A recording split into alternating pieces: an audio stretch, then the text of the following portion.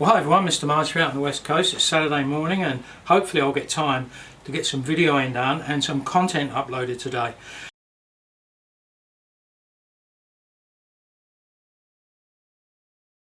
And there are two other things I wanted to talk to you about. And I have to admit, one is a bit of a whinge, a bit of a rant if you like, and one is pertinent to the content, the growing of my channel and the free stuff that's going to be given away.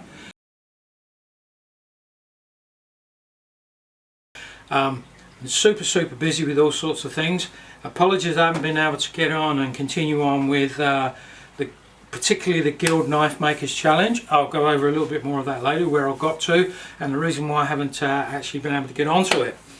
But I will fill you in on what I've been up to lately. I just thought I'll go over a couple of the projects that I've finished, and while I'm at it I'll just go through of the last few knives that I've made as well.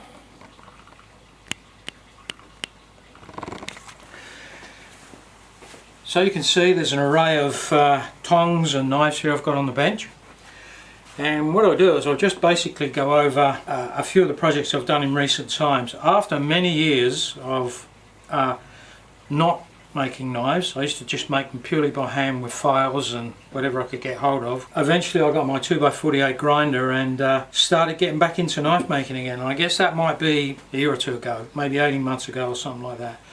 But I've always been interested in knife making regardless, and I've got plenty of knives I've collected over time, and if you look at some of the other videos I've got on this channel you'll see, you know, I've been going through some of the collectible items. But I just thought very quickly today I'll go over what I've been doing, other things that I wanted to get finished off, and then get on to, hopefully get onto the Guild Knife Making Challenge. Not today, but that'll be another day. But going in more or less in order, this was a knife I made 18 months ago. I've got a wobbly convex bevel on there, but I don't mind the design. The handle's actually very comfortable. It's 1084 steel, and you can see I've got this dual colour micarta knife handle effort going here with mosaic pins in there. And because I couldn't get the grind right, I went over and over and I ended up with almost with a sort of polish on there. But I decided to leave it there. It is quite sharp and a usable knife, but that's the first one I've done in recent times. Then I thought I'll get on to doing a spike knife like everybody does. Paracord handle wrap soaked in resin, somewhat of a strange looking wobbly grind, and my excuse was because I've been forging this out, it's so wobbly that I ended up with this wobbly grind line. So, and I just sharpened it up and left it that way, because what's the point of spending too much time on it? I was never going to get it looking really that great. And you know, I've actually used this around the shop quite a lot. So there you go. Then I got on to this, and this was one of my better builds. Things started getting a bit better for me. Bought this honeycomb resin handle scale material. I just got that off AliExpress. Pretty cheap, thought I'd try it and see if it was any good, and it's awesome. Nice little knife, very sharp. I've got some spine grinding going on there. What else can I tell you? This is 1084, or is it 1095? I think this one is 1095. So there's a closer look at it. If you follow me on Instagram, all this stuff's on Instagram as well. So I'm quite happy with that. None of these have got sheaths, by the way, so I suppose at some point I shall make that. Then I made a knife very similar to this for a friend of mine in England. Again, this one I've used the honeycomb scales, again from AliExpress, pretty good. So this is the only one where I've stamped my logo in there. And you can see this one is 1084, no choil. Again, not really finished off that brilliantly, but quite happy with that. Pretty simple. It's got this swedge in there that was been hand sanded back, so didn't spend too much time on this handle material. But it's quite nice and grippy. I just did the chamfering there and left it at that. And this one, interestingly, has got a reverse, I suppose you can call that scallop area at the ricasso.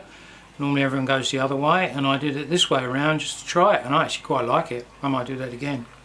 So there you go, there's another basic blade.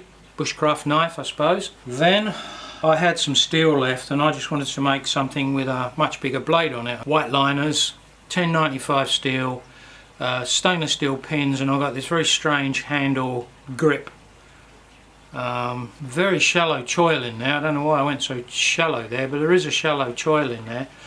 And once again, a slightly wobbly grind line, but hand sanded back to about 600 grit and sharpened up. Again, very, very sharp. And see if I can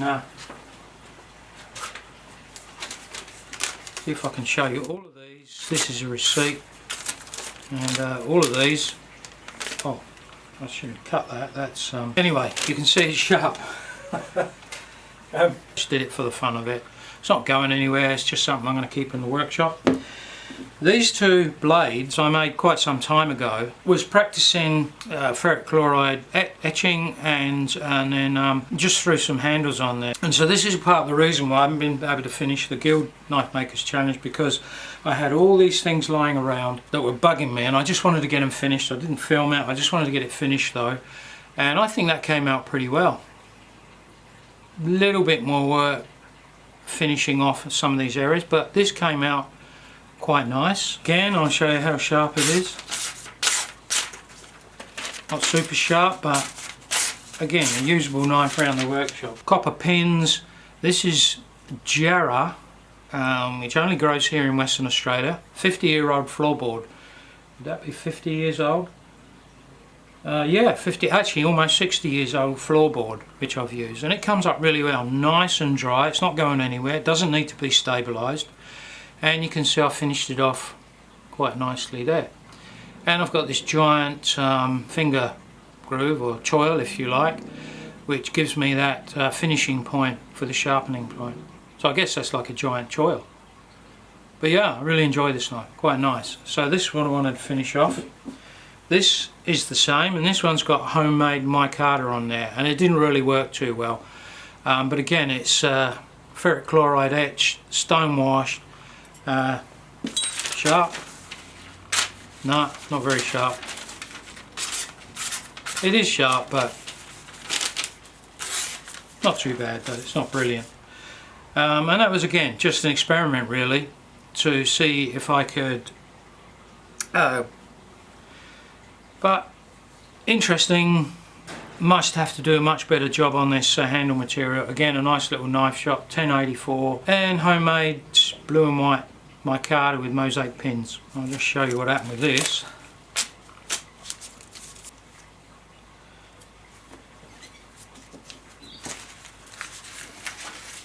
Now I always sharpen my knives before I put the scales on. I find it much better that way.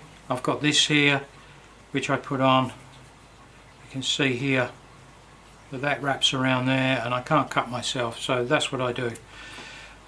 Again, this one is, I'll just show you, but this one's really not bad, it's quite sharp. But there you go, I've got this strange, completely worn out etch that I decided to finish it because I thought it might look cool with this carbon micarta carbon fibre handles on there. So that's something I'm going to be finishing off over the next couple of days. Maybe I can do a short video of that. So that's something else I got on the go. Again, 1084, and see how that turns out. Then, in amongst doing the Guild Knife Makers Challenge, I decided I was going to try and make a Tanto style knife. This is the next thing I'm going to finish and upload. Part 1 is already up on YouTube, and I'll put a link up in like a card up there if you want to click on that and go and see the first part of the build. Lately I've been doing this sheath or saya or scabbard or whatever you want to call it, and it was the whole thing was just a test to see how far I've come and various different types of skill that I can get. So there you go, and it's a really awesome fit so far, but I'm going to get a super high gloss on this. Now this is too low, it should really be way up here. I did it that way because when I looked at some of the antique ones, they're always about 50mm down, but then the blade is about this long, and I just completely missed that point. So this has got a couple more coats to go, and later on I'll be working on that. And you know, but I've learned a lot from this, making the cap again, this is up on the web, but making the cap, making this guard, which I wish now only had one ring in there, but I just decided to double up because I thought it was good fun. The handle wrap was a challenge, and I've just developed a way of doing it for myself. It's not how the Japanese do it, but that's what I've done. So yeah, I got another couple of coats to put on here, and hopefully that will come up with a super high gloss. But that is what I've been doing. And then I didn't have tongs. My first tongs I ever made were these really super rough tongs, just made out of a bit of 2 bits of round steel I had here. And so I did that, and that's been good enough, you know. So these are very weak on the front here. Sometimes they bend if they've been in the forge, but this helps me handle knife material. Yeah. So this really nice to hold knife material, and they've been what I've been using for the last 6 months. Worked pretty well. Then I realised that I actually needed some longer ones, so I decided to make this, and I was testing something out. So all these are is just flat bar cut out with the bandsaw. You can probably see here. These were cut out, and then all I've done is heat them up and twist them over, and it works. It works pretty well, and these aren't bad. Bit top heavy, that's all. Ugly as anything, and purists and blacksmiths are going to just have kittens looking at that. Then I decided I wanted some shorter ones, and these are really quite good. Same method, you can see I've just twisted these round and put a pin in there, and they're really strong.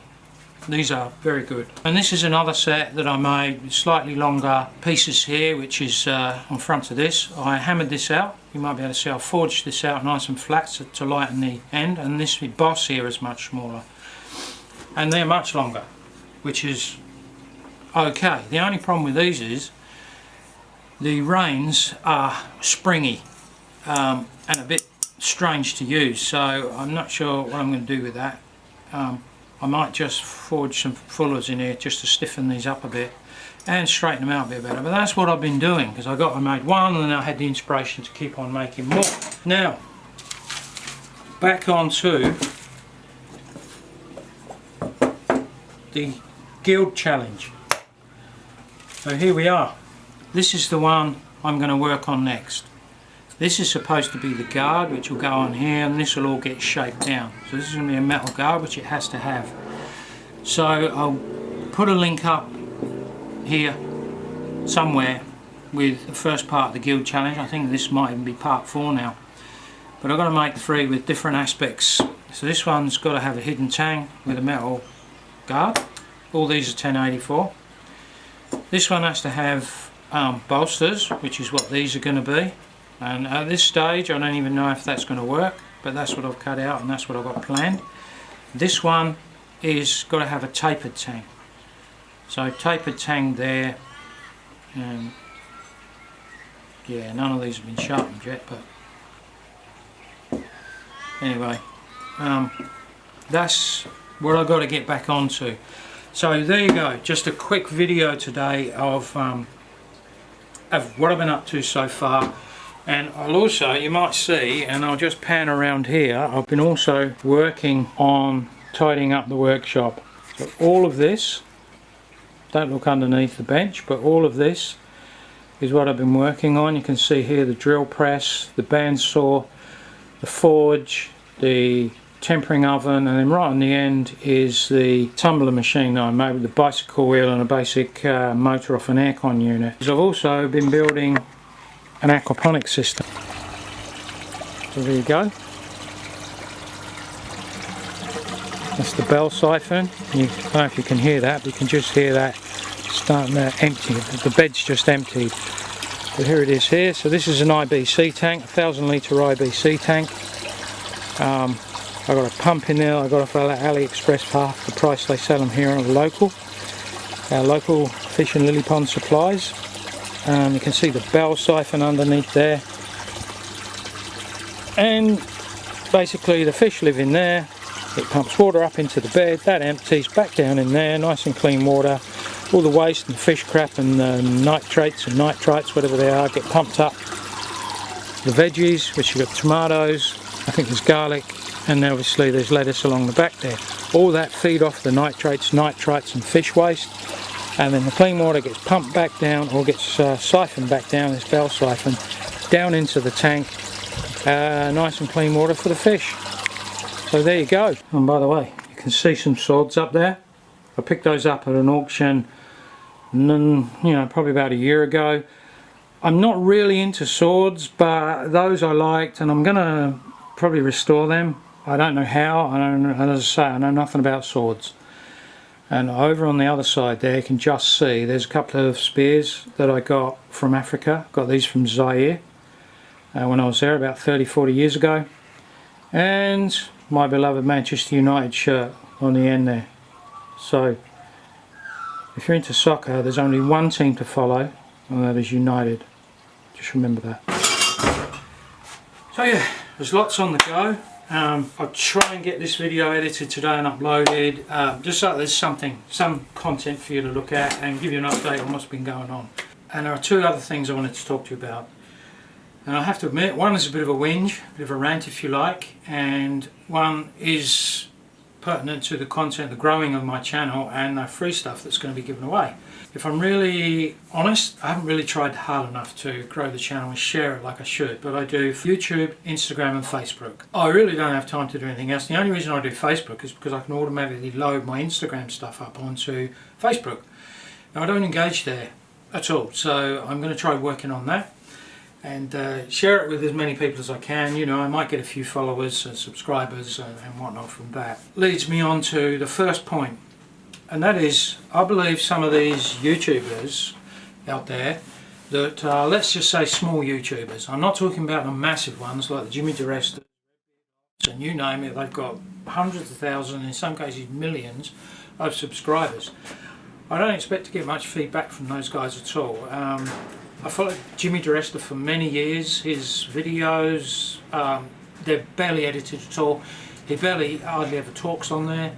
All his videos are just sped up, and I don't like that technique. I might have to start doing it though, because from what I gather, it doesn't seem to matter whether you put really good content, the quality, good thumbnails,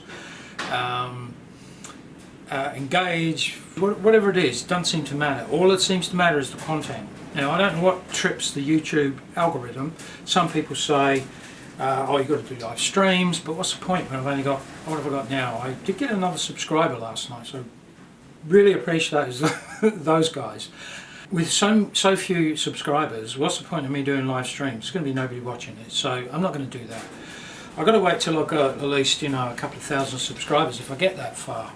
At the moment I've got 36 subscribers, 35, 36 I think it was last night.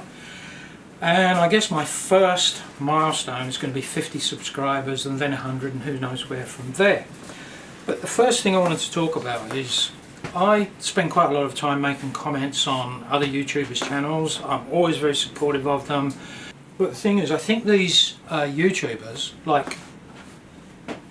can do a little bit more to help the newer YouTubers in. So here's my point. I'm comparing it to Instagram. So on Instagram I've got close to 800 followers, and I found that was fairly easy to get. I use a technique called follow for follow, and apparently it still works today. The thing is, you go on to Instagram, if someone follows you, I'll immediately go to their profile.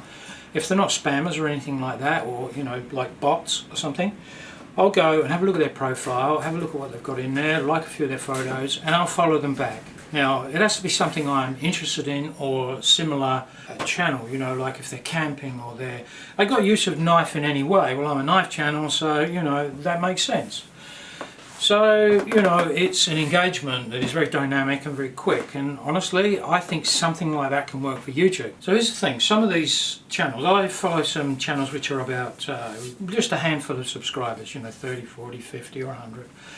And if they follow me or subscribe to me, I'll go and have a look at their profile. If it's something similar to what I like, I'll then go and make a comment on one or two of their videos. I'll thank them for being a subscriber, and more than likely I'll subscribe back to them. People like Jimmy DeResta and all those people, you just can't do it. It's ridiculous. There's hundreds of thousands and millions they're talking about. Like, let's just pick knife making, for instance. I'm not going to name anybody, but I follow I've subscribed to a couple of knife making channels which have only got 1,000 or 2 subscribers. I don't think it's any skin off their nose that when I go to their channel and subscribe to them and make some positive comment, like following the Instagram idea of follow for follow, subscribe for subscribe, and I think a little bit more can be done. I don't know why they don't do it. I think that all this, thanks very much to my Patreons, but the subscribers hardly get a mention. And I think that's bad, and I think that's lazy, and I just think that's pretty ordinary, to be honest. Yeah, I'm not sure what the answer is exactly, but plenty of content. Don't be so fussy about the quality of it all, because as I was saying earlier, if you've got a video which is hard to edit and all you really need to do is just speed the whole thing up, make a few comments, put a bit of music on there, and Bob's your uncle. You can put, 2-3 videos up a week. Well, I suppose that's my whinge. Perhaps I just don't understand. Like, if you've got a comment on that, feel free to comment. Now, with that rant over, it leads me on into this second part of what I want to talk about. And that is, I'm going to be giving some knives away. Now, I've got some small, basic pocket knives, flippers, and 1 or 2 that I believe are really quite good quality ones. I'm going to try and give away basic to better knives according to whether it's just a comment you made, a new subscriber, and the quality of the comment, and so on and so forth. I think that's a better way to go. It's only fair. Now eventually, when I get to a certain amount of subscribers, everyone will go back into, the hat, if you like. Probably end up making a custom knife and giving that away as a thanks once I get to 100 subscribers. But to kick it off with this video in particular, the first 10 comments will all go into the hat. I will randomly pull one out, and then I will send a free knife to them. It doesn't matter where it is in the world, at my expense, I will just send it. If you become a subscriber, you will automatically get a free knife. And what I'm going to do is, I'm going to try and keep it fair. Now, the more active you are, if you subscribe, make a comment and share it with people, so I would consider that to be something of quality. So more than likely I'll send them a better quality knife. Now I don't know how long I can keep this going for, but this is what I'm going to do to kick it off. Update done, rant done, giveaway details done. So obviously I'll contact those people that end up getting something for free, and I'll get it posted off to them. So you have a good day, and I'll see you again soon.